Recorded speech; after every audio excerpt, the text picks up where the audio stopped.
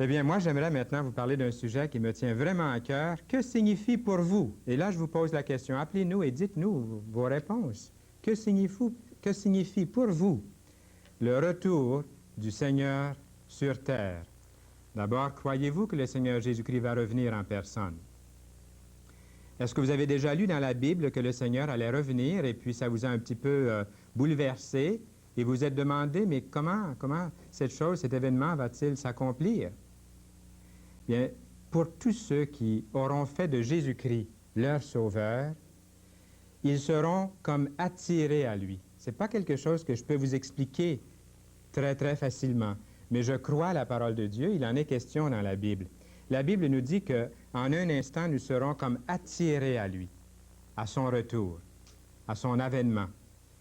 Et tous ceux-là, tous ceux qui auront fait de Jésus leur sauveur, partageront la vie de son éternité.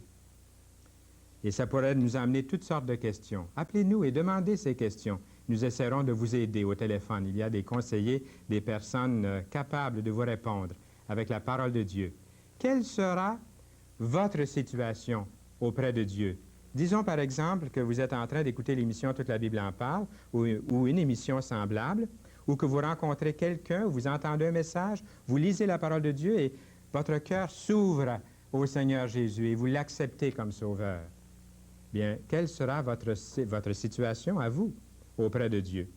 Eh bien, j'aimerais citer la Bible. Il y a un verset qui dit dans l'Apocalypse, chapitre 21, verset 47, « Jésus essuiera toute larme de leurs yeux, et la mort ne sera plus. » S'il y a quelque chose qu'on redoute pendant cette vie-ci, c'est bien la mort. La mort ne sera plus. Il n'y aura plus ni deuil, ni cri, ni douleur, car les premières choses ont disparu.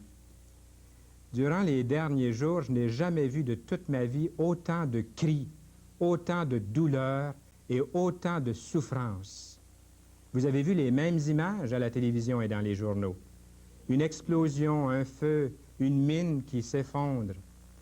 Des milliers de personnes, des centaines de milliers de personnes meurent à tous les jours, affamés, des gens qui meurent de faim, des petits-enfants que nous voyons, qui nous brisent le cœur, des gens innocents qui sont mis à mort. Il y a des crimes. À l'heure où je vous parle, un avion, on tue des gens à tous les jours, plusieurs par jour, des gens qu'on garde en otage. Bien, la Bible nous fait cette promesse, qu'il n'y aura plus de deuil, de cris, de douleur. Quelle sera votre situation auprès de Dieu? Vous dites, Fernand, je ne suis pas même certain si j'aurai une situation auprès de Dieu, parce que je n'ai jamais pensé à Dieu, ou j'y ai pensé peut-être lorsque j'étais très jeune, mais ça fait longtemps que je n'ai pas pensé à Dieu. Je pense à mes affaires, je pense à mon commerce, à ma famille, je pense à toutes sortes de choses, à ma sécurité, mais à Dieu, Fernand, je n'y pense jamais à Dieu. Quelle sera votre situation auprès de Dieu? Vous devrez comparaître auprès de Dieu. Un jour, la Bible nous le dit. La Bible dit aussi qu'il n'y aura plus de larmes, de pleurs, de mortalité, de deuil, plus de souffrance pour celui qui est en sécurité dans le Fils de Dieu. Moi, j'ai pris ma décision.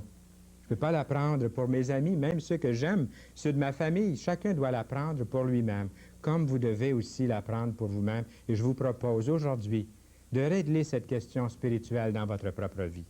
Qui sera là dans l'éternité de Dieu? Laissez-moi encore une fois citer ce verset de l'Écriture, encore une fois dans l'Apocalypse. Les gens ont très peur de ce livre-là, mais c'est un des plus beaux livres de la Bible. J'ai découvert ce livre il y a seulement quelques années. Je l'ai dévoré, j'ai lu chaque verset, j'ai étudié ces versets-là. Il y a de grandes richesses dans le livre de l'Apocalypse. Nous lisons, « Tu as racheté pour Dieu ». C'est pour Dieu que nous avons été rachetés. C'est pour ça que nous allons partager son éternité. Tu as racheté pour Dieu par ton sang, c'est-à-dire le sang de Jésus, le sang de Jésus-Christ. Tu as racheté par ton sang des hommes de toute tribu, des hommes et des femmes et des enfants de toute tribu, de toute langue, de tout peuple, de toute nation. Et ça comprend qui, ça? C'est vous, vous faites partie d'une nation, vous faites partie d'un peuple. Vous faites partie d'un groupe qui est aimé de Dieu. Le Seigneur veut vous rejoindre, vous appelle. Qui sera là? Tous ceux qui sont rachetés par le sang de Jésus? Êtes-vous racheté par le sang de Jésus? Vous savez que Jésus-Christ est né dans ce monde et qu'il a été crucifié sur une croix. Tout le monde sait ça. Mais est-ce que vous réalisez, cher ami, que c'est pour vous, personnellement, que le sang de Jésus-Christ a été versé à la croix du Calvaire? C'est ça qui nous sauve, c'est ça qui vous sauve, cher ami. C'est de réaliser, à un moment donné, au cours de votre existence, que Jésus-Christ, lorsqu'il est mort sur la croix, que c'était pour vous personnellement. Qui sera là? Tous ceux qui sont rachetés par le sang de Jésus, de toutes les nations de la terre. De quelle manière devons-nous attendre le retour du Seigneur Jésus-Christ? Bien, ce n'est pas tout le monde qui l'attend dans la joie, puis dans l'anticipation, puis avec anxiété. La Bible nous dit à tous ceux qui auront aimé son avènement. Un jour, je partageais à un groupe de personnes dans un salon, en prenant un thé, un café, que j'avais ce grand désir du retour du Seigneur Jésus-Christ, puisque le Seigneur le promet dans l'Écriture.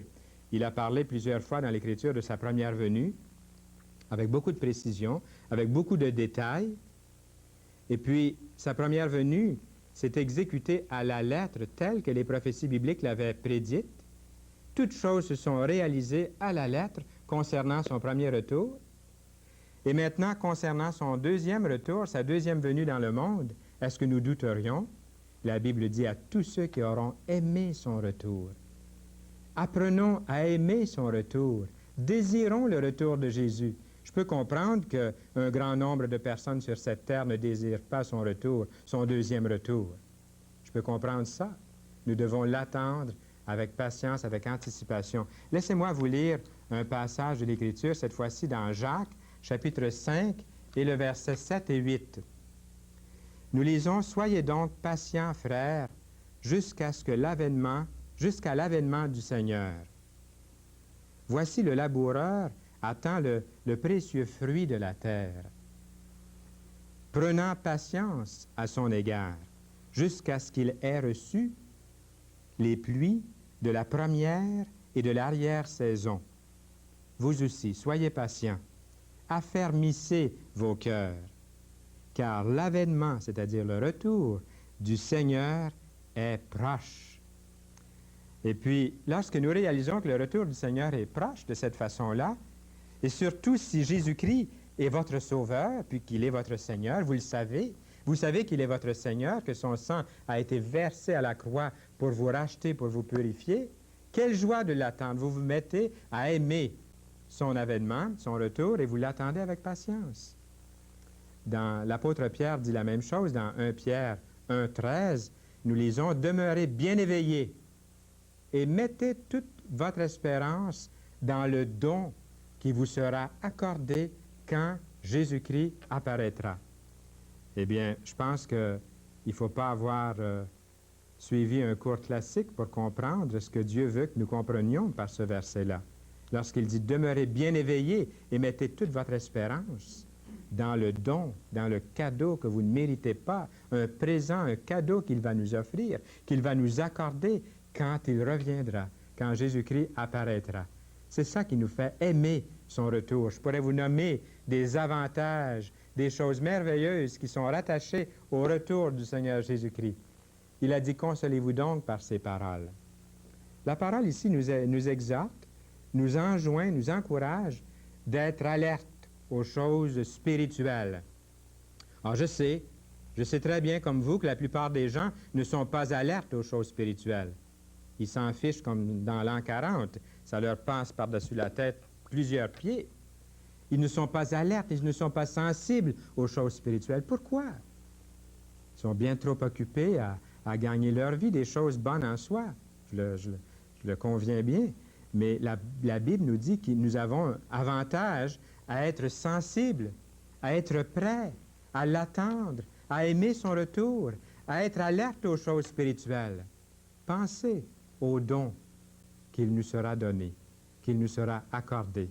Pas seulement pour ça, nous le verrons face à face. Nous pourrons parler avec lui. Nous serons dans la joie, dans les délices éternels. Nous participerons à cette éternité de Dieu. Regardons 2 textes maintenant et découvrons les effets que l'assurance du retour du Seigneur Jésus-Christ devrait avoir sur vous.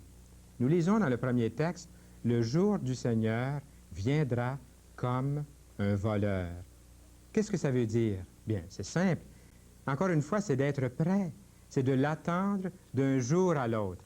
Et le deuxième verset que j'aimerais lire ici dans la parole de Dieu, si nous devons être prêts et l'attendre, c'est d'avoir l'assurance du retour du Seigneur Jésus-Christ et les effets que ce retour aura sur nous. Bien-aimés, nous sommes maintenant enfants de Dieu. C'est adressé à ceux qui ont fait de Jésus leur sauveur. Et ce que nous serons n'a pas encore été manifesté, mais nous savons que lorsque cela sera manifesté, nous serons semblables à lui, parce que nous le verrons tel qu'il est. Quiconque, et là vous pouvez inscrire votre nom, le mien est déjà inscrit ici, et c'est à vous de l'inscrire votre nom. Quiconque, ça veut dire que vous pouvez inscrire votre nom. Quiconque a cette espérance en lui se purifie. Le fait de désirer son retour, de l'aimer son retour, ça nous purifie. Ça a un effet de purification, comme lui-même est pur. L'effet de purification, nous serons semblables à lui. Pour quelle raison, à votre avis, le Seigneur tarde-t-il à revenir? Il y a des gens qui disent, « Ah, le Seigneur a dit qu'il reviendrait, puis il n'est pas encore revenu. » Permettez-moi de lire un verset dans Matthieu 24, le verset 14. « Cette bonne nouvelle du royaume sera prêchée dans le monde entier, nous lisons, pour servir de témoignage à toutes les nations. Alors, il viendra, et ce sera la fin. » Eh bien, si le Seigneur a dit que cette bonne nouvelle sera prêchée dans le monde entier, c'est vrai. Voyez-vous, aujourd'hui, la bonne nouvelle est prêchée par le biais de cette émission, par le truchement de ces ondes. Cette émission vous parvient jusqu'à vous. L'émission parvient dans la région de Montréal, sur la rive sud, à Sorel, Granby, Trois-Rivières, Shawinigan, Grand-Mère, Rivière-du-Loup. Je ne veux pas oublier de place maintenant que j'ai commencé à le dire. Bécomo, Haute-Rive. Est-ce que j'oublie un endroit? Je pense que j'ai couvert tous les endroits, et puis si j'en ai pas, bien vous nous téléphonez pour dire « Vous avez oublié notre endroit », et puis je vais m'excuser sur les ondes d'avoir oublié votre endroit. Mais nous avons toute une liste ici de personnes qui écoutent l'émission, parce que le Seigneur veut rendre témoignage à toutes les nations. Il y a même des satellites à l'heure actuelle. Au moment où je vous parle, en 1979, j'ai assisté au lancement d'un satellite aux États-Unis, un satellite évangélique, avec ce grand disque-là qui peut faire parvenir partout dans le monde des émissions évangéliques. Qu'est-ce que Jésus nous demande de faire? Il dit, faites attention, ne vous endormez pas, car vous ne savez pas quand le moment viendra. Ce que je vous dis là, je le dis à tous, restez éveillés, dit Jésus dans la parole. Est-ce que vous voulez du Seigneur? Eh bien, qui donc dans le ciel, qui sera dans le ciel? Et qui donc dans le ciel nous procure tant de joie, tant de paix?